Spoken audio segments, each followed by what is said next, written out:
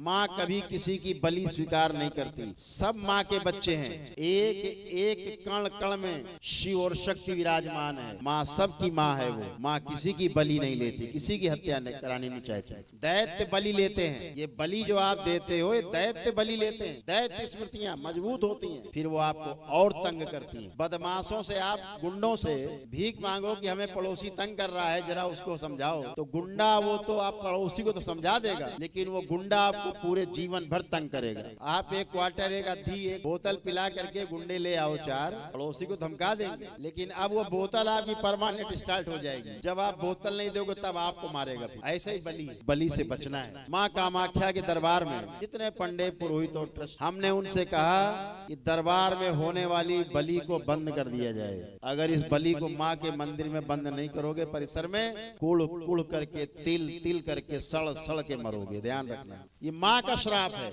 और आज ऐसा ही हो रहा है। दरबार ने कहा था 2 वर्ष पूर्व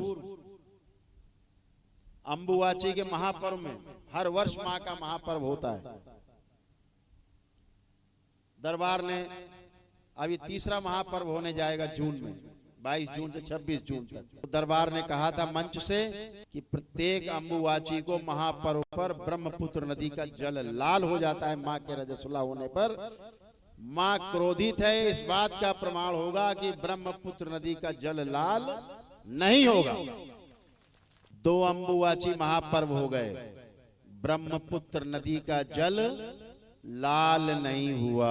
और इस मंच से कहना चाहता हूं, अगर वहां बलि प्रथा बंद नहीं हुई, तीसरा अंबुवाची का महापर्व आ रहा है, माँ क्रोधित है, इस बात को ध्यान रखा जाए।